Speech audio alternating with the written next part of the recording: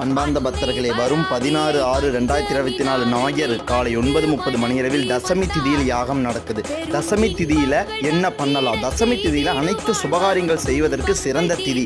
அரசு சம்பந்தப்பட்ட தேர்வுகள் எழுதி தொழிலுக்கு வெயிட் பண்ணிட்டு இருக்கிறவங்க இந்த தசமி திதி யாகத்தில் கலந்துக்கலாம்.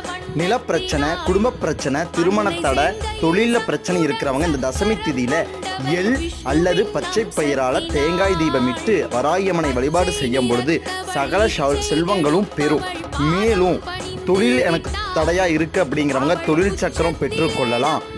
திருமண தடை இருக்கிறவங்க பார்வதி சுயம்பர ஓமமும் அவங்களுக்கு அர்ச்சனை நடக்கும்.